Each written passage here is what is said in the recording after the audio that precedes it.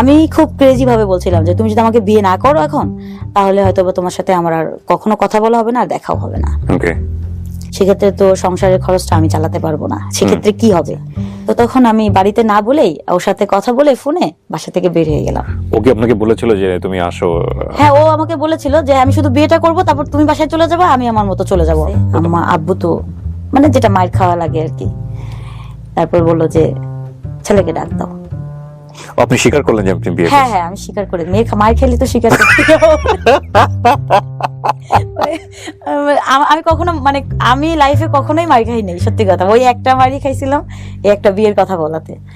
আচ্ছা, অনেক বড় একটা ডিসিশন যে নিয়ে নিছি লাইফে, আমি তখনও ফিল করি নাই যে আমার জীবনের অনেক বড় একটা কাজ আমি করছি। আমার কাছে মনে হয়েছে যে আমি খুব ছোট একটা কাজ করছি। তো একসময় আব্বু বললো কি, আমার ফ্যামিলিতে ওর দরকার নাই, ওকে ওর মতো চলতে দাও, আমার ফ্যামিলিতে ওর দরকার নাই।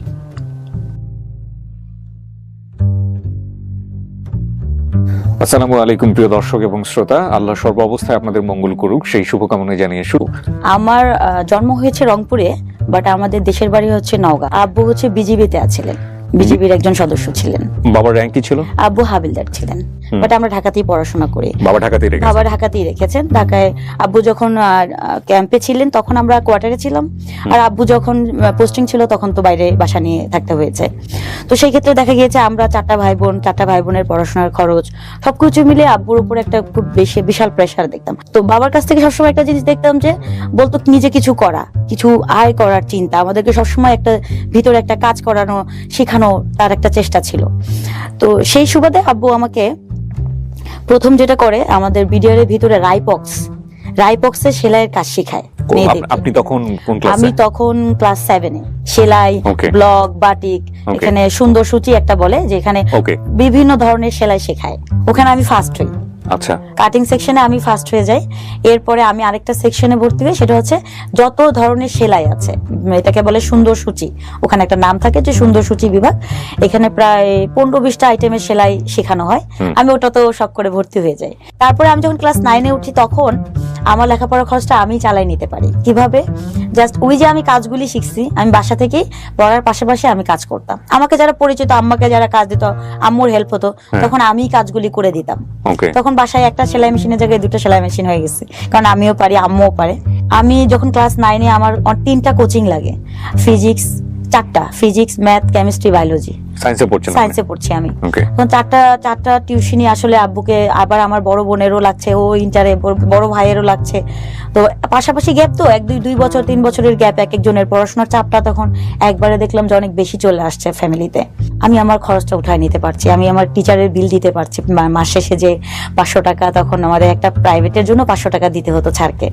তো মাঝে মাঝে আবার যখন পারতাম না, স্যারকে আবার কষ্টের কথাটা বলতাম যে স্যার এত স্টুডেন্ট আপনার, স্যার আমাকে আপনি একটু ফ্রি পড়ান, একটু ফ্রি শেখান। স্যাররাও অনেক ভালো ছিল, দেখতো যে আসলে ও যখন এত সুন্দর করে বলছে, আচ্ছা ঠিক আছে, ওর এই মাসের বেতন নিব না, বাদ দিয়ে দিব। একটা পর্যায়ে যেটা হলো, আমি একটা ফোন কিনি। তখন নোকিয়া ছোট মোবাইলগুলি ছিল, অনেক রং নাম্বারে কল আসতো। একটা রং নাম্বারে ফোন আসছে, আমার পরিচিত বললো। একটা সময় দেখলাম কি, সে আমাকে খুব পড়াশোনায় হেল্প করছে, সে কেমিস্ট্রিতে পড়াশোনা করে, আমার কোনো সাবজেক্ট নিয়ে সে আমাকে হেল্প করছিল। এই সময় তাকে ভালো লেগে গেল। আপনি পরিচয় জানতে পেরেছেন ততদিনে? হ্যাঁ, তখন ফোনে আমি দেখাও করি নাই, কখনো দেখা হয় নাই, জাস্ট ফোনেই কথা হতো। সে থাকতো রাজশাহীতে। ও আপনাকে দেখেছিল? ও আমাকে বাড়িতে দেখেছিল, আমি যখন গ্রামে গিয়েছিলাম তখন আমাকে দেখেছিল। তো ওই দেখা থেকে আমার নাম্বারটা কালেক্ট করেছে। রাজশাহী ইউনিভার্সিটিতে? রাজশাহী ইউনিভার্সিটিতে পড়তে বলেছে। প্রায় টানা 2 বছর তার সাথে কথা হয়। কোনোভাবে আমি খুব অসুস্থ হয়ে যাই হসপিটালে। তো তখন সে আমাদের বিডিআর এর ভিতরেই সে আসে, এবং আম্মু ওই সময় বুঝতে পারে যে আমি কারোর সাথে রিলেশনে আছি। এবং ওই সময় আব্বু বলে যে না, মেয়ে তো আসলে বড় হয়ে গেছে, ওকে বিয়ে দিয়ে দিতে হবে। আব্বু আম্মুর কথা হচ্ছে যে মান সম্মান যদি নষ্ট হয়ে যায়, তার থেকে মেয়েকে বিয়ে দেওয়া ভালো। না, আমি তখন বলছিলাম যে না, আমি এত তাড়াতাড়ি বিয়ে করবো না। তখন না, তুমি তাহলে ফোন টোন সব অফ করে দাও। ফাইন। আপনার বড় বোনের তখন কি অবস্থা? বিয়ে হয়েছে? আপার বিয়ে দিয়েছিল, কিন্তু আপাকে আব্বুই পড়াশোনা করাচ্ছিল, কারণ তখনও আপনাদের সঙ্গে আমাদের সঙ্গে ছিল, কারণ আপার হাজবেন্ড তখন এস্টাবলিশড হয় নাই। আর যে কারণে আব্বু বলেছে যে তুমি এস্টাবলিশড হয়ে তারপরে তোমাকে আমরা মেয়ে তুলে দিব। তখন আব্বু মানে সিদ্ধান্ত নিল যে বিয়ে দিয়ে দিবে, মানে পাত্র দেখা শুরু করে দিল। যেহেতু আপনি কি জানতে পারছেন যে আপনি কার সঙ্গে ইনভলভ? হ্যাঁ, মানে আমি যখন অসুস্থ, সে তো আমাকে দেখতে আসছে হসপিটালে। এবং ওই সময় তো আম্মুও দেখেছে, আব্বুও দেখেছে। এবং ছেলে পছন্দ না? ছেলে পছন্দ না। আচ্ছা। ছেলে পড়াশোনা করে ঠিক আছে, বাট আব্বুর ওইভাবে পছন্দ হয় নাই। আর আপু যেহেতু একটা আপুকে যেহেতু বিয়ে দেওয়ার পর আব্বু ফিল করছে যে একটা এস্টাবলিশ ছেলের হাতে না দিলে আবার নিজেকেই সেই মেয়ে পাতে হয়, সেই জায়গা থেকে আব্বু চিন্তা করছে যে এস্টাবলিশ একটা ছেলের হাতে মেয়ে বিয়ে দেবো। আর আমার মেয়ে তো দেখতে শুনতে খারাপ না, আমি একটা ভালো ঘর দেখে আমার মেয়েকে বিয়ে দিয়ে দিই। তো 2-3টা ভালো ঘর দেখছিল। তো তখন আমি যার সাথে এতদিন কথা বললাম, মানে 2 বছর তার সাথে কথা বলছি, আমি দেখা করিনি কোথাও না। এই হাসপাতালেই ফার্স্ট দেখা? হাসপাতালেই ফার্স্ট দেখা। এবং সে দেখার পরে আমাকে বলে যে তুমি তো আমাকে আর বিয়ে করবে না, আমি জানি, কারণ আমি তো দেখতে এত সুন্দর না, আর তোমার আব্বু আম্মু তো হয়তো আমাকে পছন্দ করবে না। এই কথাটা সে আমাকে লাস্ট বলে। ফার্স্ট লাভ আপনার? ফার্স্ট লাভ ছিল। তা আমি একটা পর্যায়ে মেনেই নিলাম যে সে দেখতে যেমনই হোক, অ্যাটলিস্ট সে তো শিক্ষিত, আমি যদি হ্যাপি থাকি তাহলে তো আর কোনো বিষয় না। কিন্তু আসলে বাবা মা বা ফ্যামিলি ভাবে আর কি সেটা মেনে নিচ্ছিল না। আর আমার ভিতরে একটা কনফিডেন্স ছিল সবসময় কি আমি নিজে কিছু করতে পারবো। আমি যেহেতু আমার পড়ার খরচটা আমি চালাতে পারি, আমার কাছে মনে হয় যে আমি পারবো, একা চলতে পারবো, এরকম একটা থাকে। তো আমি ওকে বলি যে তুমি কি আমাকে বিয়ে করবে, যখন আমার বিয়ে প্রেশার গুলো আসে। ও তখন কি করছে? ও তখন অনার্স সেকেন্ড ইয়ারে পড়ছিল। তখন ও আমাকে বলছে যে না, এখন তো আসলে বিয়ে করা সম্ভব না, কারণ আমার ফ্যামিলি বাবা মা কে না জানায় তো আসলে আমি এরকম কিছু করতে পারবো না। আমি খুব ক্রেজি ভাবে বলছিলাম যে তুমি যদি আমাকে বিয়ে না করো এখন, তাহলে হয়তো তোমার সাথে আমার আর কখনো কথা বলা হবে না, আর দেখাও হবে না। আচ্ছা, তো এভাবে 2-3 দিন আমি ওর সাথে কথাও বলি না। তারপরে একদিন ও আমাকে ফোন করে বলে যে ঠিক আছে, তাহলে তোমাকে বিয়ে করলে তোমার এখন দায়ভার তো আমি নিতে পারবো না, কারণ আমিও লেখাপড়া করি, আমার পড়াশোনার খরচ আমার আব্বা আম্মার কাছ থেকে নেই, আমি নিজেও চালাই, সেক্ষেত্রে তো সংসারের খরচটা আমি চালাতে পারবো না, সেক্ষেত্রে কি হবে। তখন আমি বললাম যে তোমার শুধু বিয়ে করার দরকার, বিয়ে করো, এরপর বাকিটা আমি দেখবো, আমার খরচ তোমাকে দিতে বলি। তখন আপনার মান্থলি ইনকাম কত, কি করেন? আমি তখন ভাইয়া সেলাই করি, মানে আমার যে মেশিনটা ছিল আমার বাসায়, আব্বুর সাথেই তো তখন ছিলাম, আমি তো আর আলাদা বাসায় ছিলাম না, ফ্যামিলির সাথেই ছিলাম। তখন আমার 2-3 হাজার, 5,000, 10,000 মানে কাজ বুঝে আমার ইনকাম হতো। মানে আমি যদি কাজ করি আমি 10,000 পর্যন্ত হাইস্ট তখন ইনকাম করতে পারতাম। ওকে, সো আপনি নিজেরও খরচ চালাতেন, মাঝে মাঝে ফ্যামিলিকে দিতাম, ছোট ভাইটার জন্য আমি অনেক কিছু, মানে আমার ছোট ভাইয়ের খরচও আমি মাঝে মাঝে আমি দিতাম। রাত্র 2টা, 3টা, 4টা পর্যন্ত আমি মেশিন চালাইছি। আবার সকালে গিয়ে আমি পরীক্ষা দিছি। আপনার এসএসসি কততে? 2008-এ। ও তখন থাকতো কোথায়? ও তখন থাকতো নওগাঁতে। নওগাঁ থেকে ঢাকায় আসছে? হ্যাঁ, নওগাঁ থেকে সে ঢাকায় আসছে। ওর আব্বু আম্মু গাজীপুরে থাকতো। ওর আব্বু আম্মু জানতো এই ঘটনা? না, তখন কেউ জানতো না। ওর বড় ভাই ছিল যাতে বিয়ে হয়নি, বা বড় বোন ছিল? না, বড় ভাইয়ের বিয়ে হয় নাই, বোনটার বিয়ে হয়েছিল তার। হ্যাঁ, কিন্তু তার বড় ভাই তখন বিয়ে করে নাই, আর সে অনার্স সেকেন্ড ইয়ারে পড়ছে, সেও বিয়ে করতে চাচ্ছিল না। ওকে, ফাইন। মোট কথা আমারই প্রেসার ছিল অনেক। 2 দিনের ভিতরে যদি তুমি এসে আমাকে বিয়ে করতে পারো তো করবা, আর যদি না করো তাহলে আমাকে কখনো ফোন দিবা না। জাস্ট এইটাই কথা ছিল আমার লাস্ট। তো দেখলাম ঠিকই 2 দিন পরে সে আসছে, এসে আমাকে কল করছে যে আমি ঢাকায়। তো আমি বললাম তো কিভাবে বিয়ে হবে, আমি তো আসলে কাজ, আমি ঢাকায় বলি হতে এসেছি। হ্যাঁ। ওকে, তারপর? আচ্ছা, তো তখন সেই তারই একজন পরিচিত কাজী, মেবি আমার কেউ আসলে আমার ওরকম পরিচিত কেউ ছিল না, ওর উপরে আমি ছেড়ে দিলাম কিভাবে বিয়ে হবে, কোথায় বিয়ে হবে এটা তুমি ঠিক করো। ওর এক ফ্রেন্ডের মাধ্যমে বা যাই হোক কারোর থ্রুতে একজন কাজী ওর ফ্রেন্ড ছিল, তো ওইভাবে আমরা ওর একটা ফ্রেন্ডের বাসায় গিয়েই মানে বিয়েটা ওই কাজী লিখে টিখে দিল, কলমা টলমা ওখানেই হলো। তারপর সে বললো যে তুমি বাসায় ব্যাক করো, কারণ রাত্রে তুমি যদি বাইরে থাকো বাসাতে তো অনেক। বাবা তখন কোথায়? আব্বা তখন রাঙামাটিতে। আচ্ছা, এখানে একটা কথা বলি, সেটা হচ্ছে আপনার পরিকল্পনাটা কি ছিল?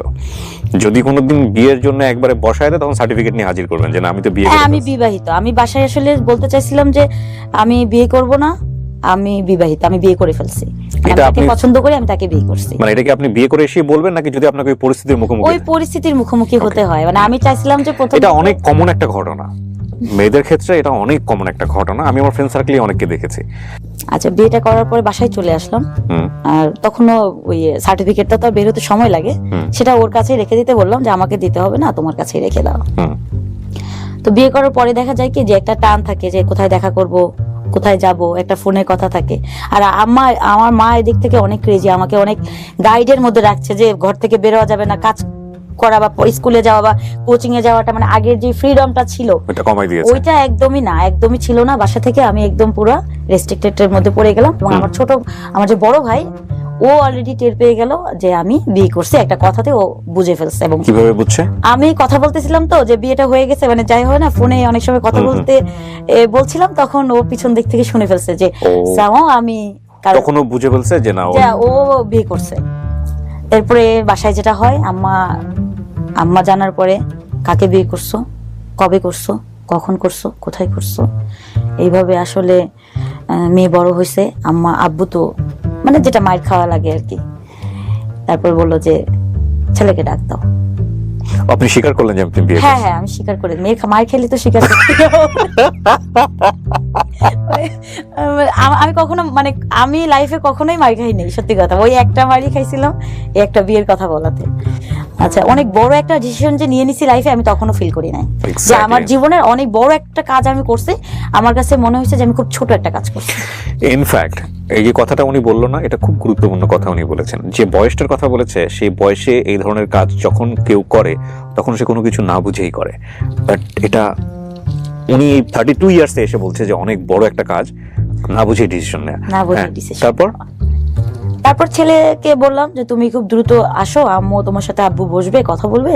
আমি তো যেহেতু একটা ভুল করেই ফেলছি, তো হয়তো বা ও তখন বলছে যে না, আমার ফ্যামিলি তো মেনে নিবে না, আমার ফ্যামিলিকে তো এখন জানানোই যাবে না, ইম্পসিবল। বিয়ে করার কয়দিন পরের ঘটনা এটা? মাসখানেক।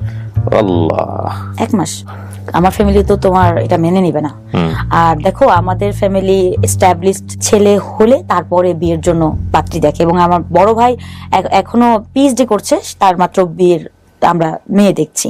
সো এই ক্ষেত্রে আমি সেকেন্ড ইয়ারে পড়ি, আমার এখন তো মানার প্রশ্ন, আম্মুকে বলতেই পারবো না, আমার আব্বু মুখে বলা ইম্পসিবল। ওর বাবা ছিল টিচার, বাসায় আসলো, হ্যাঁ শেষমেশ আমি প্রেসার দিয়ে আনছি। আমার পরে আব্বু আম্মুর সাথে বসে যেটা বললো যে আমি, আব্বু ছিল না, আম্মু ছিল, আমার ভাই ছিল। আব্বু তো ছুটি পায় না, আব্বু শুধু জানতো ফোনে সবকিছু। তো এক সময় আব্বু বললো কি যে ওকে করে দাও, ওকে সেপারেট করে দাও। ও যেহেতু ডিসিশন নিছে, ওর যেহেতু নিজের লাইফের উপরে যখন ওর আমাদের কোনো হস্তক্ষেপ করতে দেয় নাই, ও যখন নিজের লাইফটা নিজেই ঠিক করে নিছে, তাহলে ও একটা কাজ করো, ওকে ওর মতো চলতে দাও, আমার ফ্যামিলিতে ওর দরকার নাই। আমি জানি যে ডিফেন্সে যারা চাকরি করে তাদের মনটা মনে অনেক হার্ড হয়, অনেক শক্ত করে আব্বু বলছিল কথাটা, বিকজ সে আঘাত পেয়েছিল, অনেক আঘাত পেয়েছে। কারণ আমাকে নিয়ে আব্বুর অনেক স্বপ্ন ছিল, কারণ আমি সংসারে সবসময় হেল্প বলেন, কাজ বলেন, সবকিছু আমাকে কখনোই বলতে হতো না। মানে ফ্যামিলির মেইন মেম্বারটাই মনে হয় আমি ছিলাম, এরকম ছোটবেলায় আব্বু আর কি ফিল করতো যে আমার অন্য বাচ্চাগুলোর থেকে আমার এই মেয়েটা আলাদা। কিন্তু ওকে যখন আপনার নিয়ে আসা হলো, মানে সে সময় আপনার যিনি হাজবেন্ড, কি নাম ছিল ভদ্রলোকের? নাহিদ মনসুর খান। নাহিদ। সো নাহিদ সাহেবকে যখন নিয়ে আসা হলো, তখন নাহিদ সাহেব কি বললেন? মানে ফ্যামিলিতে ওনার ওয়ার্ডটা কি ছিল? ওনার ওয়ার্ড ছিলেন যে উনি কাউকে এখন বলতে পারবে না, আমার ফ্যামিলি যেহেতু জেনে গেছে, আপনাদের ভিতরে এটা রাখেন, আমি জাস্ট অনার্সটা কমপ্লিট করি, আমি একটা কিছু কাজে ঢুকি বা জব নেই, দেন আমার ফ্যামিলিকে আমি বলবো। বাট দায়টা কি আপনার উপর চাপালেন যে ওর কারণেই বিয়ে করছেন? হ্যাঁ, দায় তো আমার উপরই আসবে, কারণ ঝুটটা তো আমি করেছিলাম না। ইভেন বললো যে আমরা যে বিয়ে করেছি, আমি ওকে রাত্রেও বাইরে রাখি নাই, আমি ওকে বাসায় পাঠিয়ে দিয়েছি। ওর এত জোরের কারণে আমি জাস্ট করেছি, আমারও ভুল হয়ে গেছে। ফ্যামিলিকে বললো যে ও আপনার কাছেই থাকুক, আমি যখন একটা জব নিব বা আমি আমার পড়াশোনাটা শেষ করব, দেন আমি আব্বা আম্মাকে জানাতে পারবো, এর আগে আসলে আমি এখন পারবো না। আব্বু বললো সেপারেট করে দাও, কারণ ও যেহেতু ডিসিশন নিচ্ছে। এসএসসি পরীক্ষার পর জাস্ট পরীক্ষাটা ডান, আমার বিয়েটাও ওই সময় হলো। ও তখনই জানতে পারছে? আচ্ছা, তারপরে যেটা হলো, আমি ওর উপরে খুব রাগ করলাম যে এইভাবে তো নাও বলতে পারতো, ও তো বলতে পারতো যে না, আমরা দুজনে মিলেই ভালো কিছু করব, আর আমার ফ্যামিলির উপরে ও চাপাই দিয়ে চলে গেল বিষয়টা। আমি খুব রাগ করলাম। আমি ওকে বললাম যে ঠিক আছে, সমস্যা নেই, তুমি যাও, তোমার পড়াশোনা করো, আর আমিও আমার মতো আমি আমার লাইফটা রেডি করি, তারপরে কিছু একটা না হয় হবে, এইভাবে। আচ্ছা, তা আব্বু বলার পরেও আম্মু সুযোগ দিচ্ছিল যে থাকুক, ওকে মানে কথা গালি বকা যেটুকু আছে সেটুকু তো নিতে হবে, এত বড় একটা পেইন করছি মানে সংসারে। মানে তখন আমার চিন্তা হলো কি যে আমি যে কাজটা জানি বা যে কাজটা এতদিন করে আসছি, সব আন্টিরা আমাকে এত পছন্দ করে, আমি না কাজের পিছনে ছোটা শুরু করলাম। মানে তখন যে ইন্টারে ভর্তি হব বা পড়াশোনার দিকে যে আগ্রহটা থাকবে, ওইটা কমে গেল। তখন চিন্তা হলো কি যে আমি একটা নিজে বাসা ভাড়া নিব। আচ্ছা, নিজে বাসা ভাড়া নিলে আমাকে তো একা বাসা ভাড়া দিবে না, হাজবেন্ড ছাড়া বা একটা সিঙ্গেল একটা মেয়ে যে কোনো জায়গায় বাসা তো ভাড়া দিবে না। তো আম্মু যে জায়গাটায় থাকতো আমি ওই জায়গাটাই চিন্তা করলাম যে আমি পাশে আরেকটা রুম নিব আমার জন্য, এবং আমি আমার নিজের খরচটা নিজে চালানোর চেষ্টা করবো। তখন কি আপনারা কোয়ার্টারে না কোয়ার্টারের বাইরে, কারণ আব্বু তো তখন ঢাকায় ছিল না। ওকে, রাইট।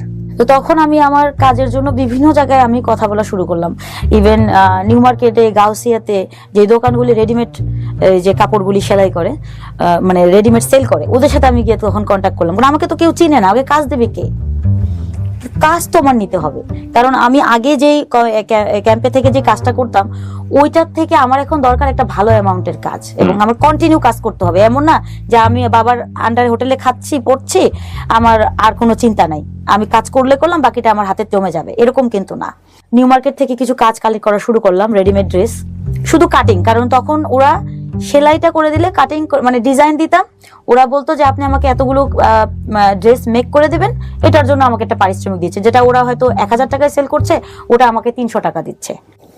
এইভাবে আমি কাজ কালেক্ট, কিন্তু যখন আমি কাজ অনেক পেলাম তখন আমি কাজগুলি যে আমি উঠাবো একার পক্ষে পসিবল না, কারণ আমি রাত দিন কতবার শ্রম দিব, এই 300 টাকা করে করে আমি কয়টা ড্রেস কত ঘন্টায় করব? তো আমার কাছে কাজ জমতেছে, বাট আমি ডেলিভারি দিতে পারছি না। আশেপাশে যারা আমার পরিচিত, যারা আন্টিরা কাজ করে, যাদের সাথে আমি কাজ শিখছিলাম, অনেককে আমি তখন নক করলাম যে আমার কাছে অনেকগুলি কাজ আছে এরকম, তখন আমি হয়তো 300 টাকা পাচ্ছি, ওনাদেরকে 100 টাকা দিব। আপনি তার মানে দোকানে দোকানে গিয়ে বলতেন যে আমাকে কিছু কাজ দেন, আমি এই কাজগুলি পারি, আমার যে কাজগুলি থাকে ওই কাজগুলির স্যাম্পল আমি সাথে নিয়ে যেতাম। শাই ফিল করতেন না? হ্যাঁ, অনেক অনেক জায়গায় দাঁড়িয়ে থাকতাম, বলবো কি বলবো না, এবং জিজ্ঞেস করতাম যে এই দোকানের ম্যানেজার কে বা উনিকে, এভাবে আর কি কাজগুলি আমার। কারণ আমাকে যদি কেউ, আমি সবসময় চিন্তা করতাম যে আমাকে যদি কেউ না চেনে, কে আমাকে কাজ দিবে? ঘরে বসে থেকে তো আমি কাজ পাবো না।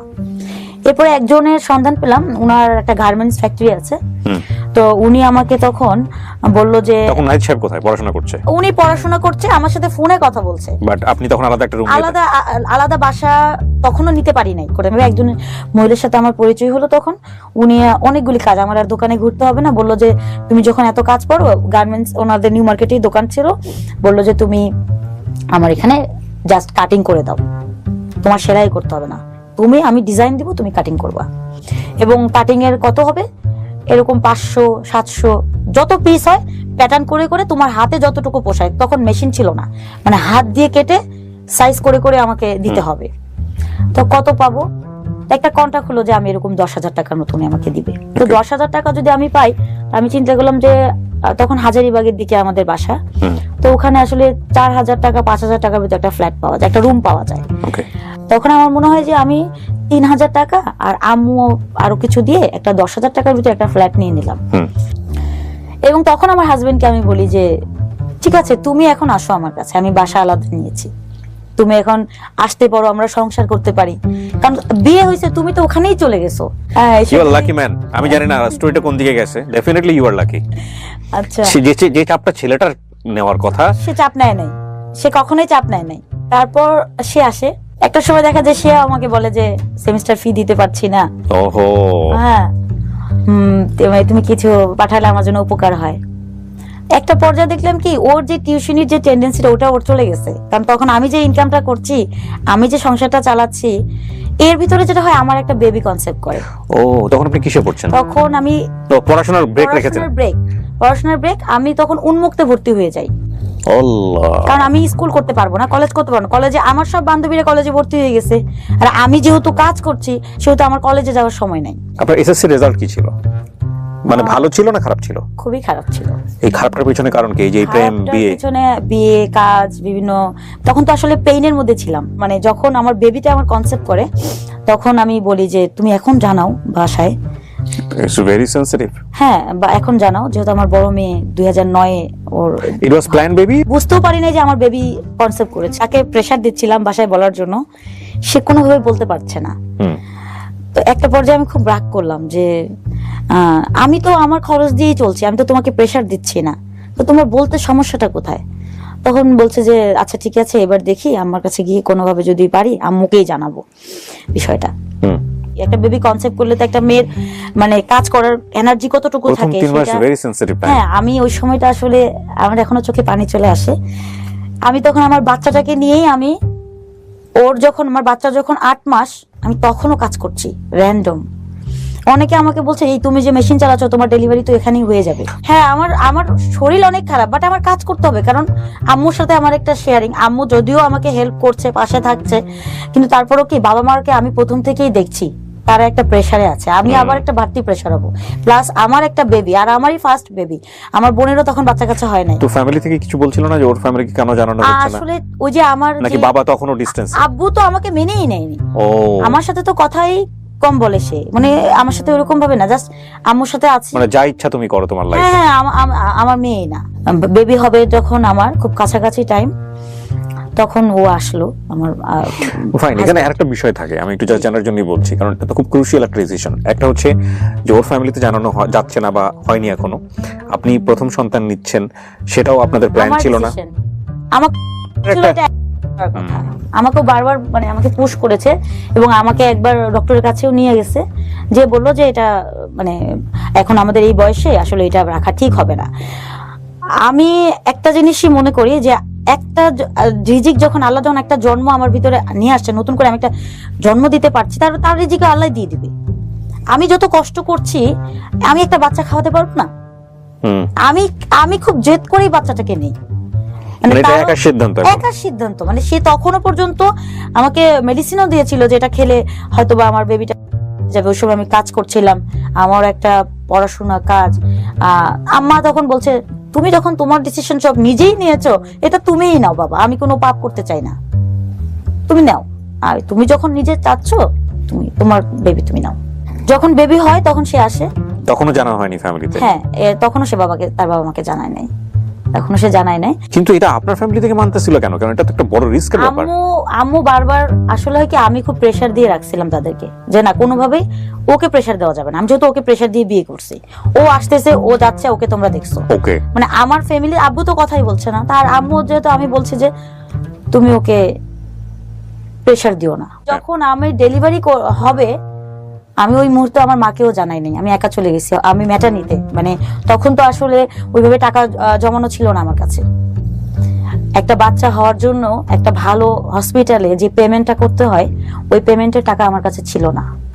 আমার মনে আছে আমার বড় বেবি যখন হয়, আমি 1000 টাকা মেবি শুধু আমি গাইনি, মানে যে জাস্ট আমার নর্মালি ডেলিভারি হয়েছে, আমি জাস্ট ওনাকে 1000 টাকা দিতে পেরেছি।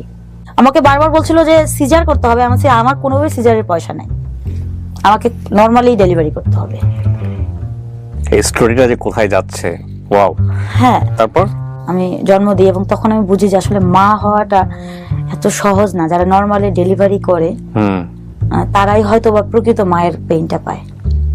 বাচ্চা নিয়ে এরপরে আসার পরে আমার অনলি 2 days আমি মনে হয় বেডে শুয়েছিলাম, মানে একটু রেস্ট বলে যাকে, কারণ আমার নর্মালি ডেলিভারি হওয়ার পরে আমি বাচ্চার সবকিছু নিজে করতে পারতাম। ওকে, একটু হাঁটা চলা করতে বা একটু দৌড়াদৌড়ি করতে একটু প্রবলেম হতো। অনলি ফর 2 থেকে 3 days আমার মনে হয় আমি বেডে ছিলাম, কারণ আমার হাতে প্রচুর কাজ ছিল, সেই কাজগুলি আমাকে টাইমলি পৌঁছাতে হবে।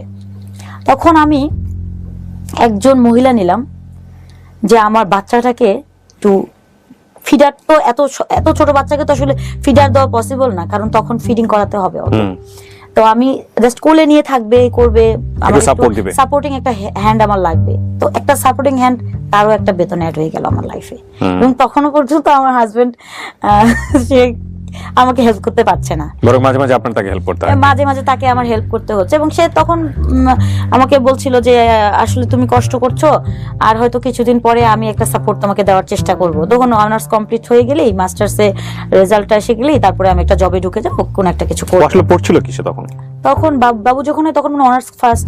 কোন কোথায় পড়ে? ও কি রাজশাহী ইউনিভার্সিটি পড়ছিল না? না, তখন উনি নওগাঁ সরকারি, ওইটা পরবর্তীতে আপনি জানতে পারছেন, কলেজে পড়ছিলেন। আচ্ছা, তো এটাও আপনি কনসিডার করছেন? আসলে লাইফে যখন অনেক কিছু মানে জানা যায়, তখন কনসিডার করে নিতে হয় যে আপনি যে একটা কাজ করে ফেলছেন, ব্যাকে আসার সুযোগ নাই। তো বেবিটা যখন হয়ে গেল, তখন লাইফে আরেকটা যুদ্ধ মনে হয় আমার লাইফে শুরু হয়ে গেল, মানে আমার বাচ্চার খরচ।